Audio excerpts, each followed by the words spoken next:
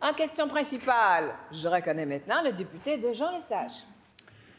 Merci, Madame la Présidente. Les étudiantes et les étudiants du Québec s'enfoncent dans la détresse financière. Ça atteint leur santé mentale, leur réussite.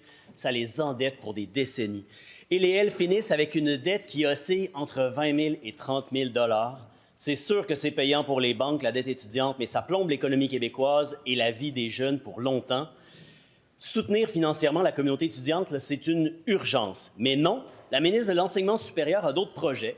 Elle met fin au programme de bourse qui mettait 250 millions par année dans les poches des étudiantes et des étudiants du Québec. Pourquoi? Parce qu'elle a reçu vraisemblablement la commande d'appliquer l'austérité caquiste à l'enseignement supérieur. Ma question est la suivante. Est-ce que la ministre s'engage devant les représentants des associations étudiantes qui sont dans les tribunes aujourd'hui avec nous, à réinjecter le 250 millions des bourses perspectives dans le soutien financier aux étudiants et étudiantes du Québec? La réponse de la ministre de l'Enseignement supérieur. Merci beaucoup, Madame la Présidente. Puis je suis contente de recevoir cette question-ci. Puis je rencontre d'ailleurs les associations étudiantes un petit peu plus tard cet après-midi. Mais pour moi, c'est important de rectifier un petit peu les faits. Je reviendrai sur le 250 millions, mais je veux au moins parler du programme. Ce programme-là est un programme de bourse incitative qu'on a déployé en 2021. Il a été mis en œuvre en 2022.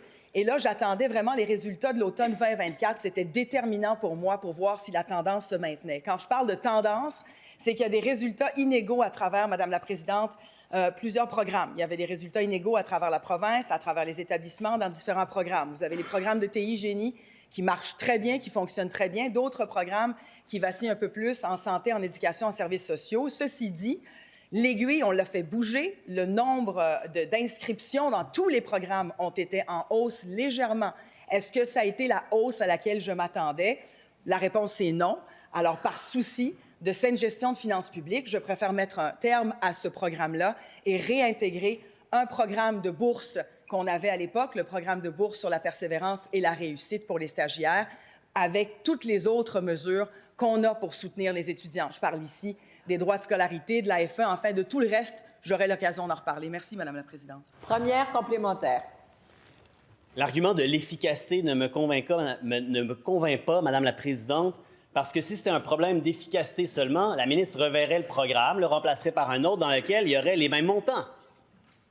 Mais c'est pas ça qui se passe. Il y avait un 250 millions qui allait aux étudiantes et étudiants, et là, ça sera pas ça. Si c'est une question d'efficacité, je repose juste ma question. Est-ce que la ministre s'engage à remettre le 250 millions dans les poches des étudiantes et des étudiants par le biais d'aides financières? La réponse de la ministre. Merci beaucoup, Madame la Présidente. Alors là, maintenant, permettez-moi, Monsieur le député, de corriger les chiffres. Alors, le 250 millions qui est avancé par les associations étudiantes est un chiffre qui est inexact. En fait, c'est une estimation qui est basée sur les données de 2022 et 2023 et ça ne tient pas compte de la clause des droits acquis. Il y a une clause de droits acquis qui vaut 500 millions. Ça veut dire tous ceux qui sont dans des programmes qui sont admissibles aux bourses Perspectives Québec, Madame la Présidente, ils vont pouvoir réussir à avoir cette bourse jusqu'à la fin du programme, de leur programme. Donc, ils vont bénéficier de ce programme de bourse jusqu'à la toute fin.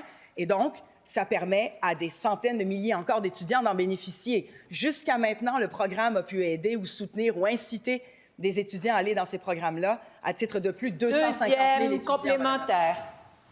Je vais simplifier ma question, Madame la Présidente. À l'heure de la pire crise du logement, à l'heure où les banques alimentaires sont remplies d'étudiantes et d'étudiants, est-ce qu'il va y avoir autant d'argent pour eux là-dedans ou moins d'argent? C'est ça la question. La réponse de la ministre, et je vous rappelle que vous vous adressez à la présidente.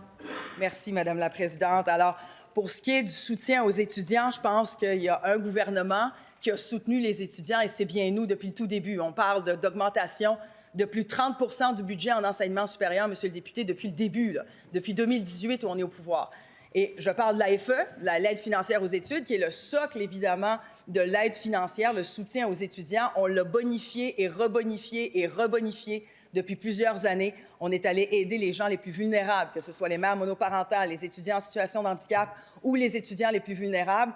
On a, encore une fois, les droits de scolarité les plus faibles en Amérique du Nord et on les a plafonnés à 3 %. C'est 50 millions de dollars par année, les plafonnés à 3 %, Madame la Présidente.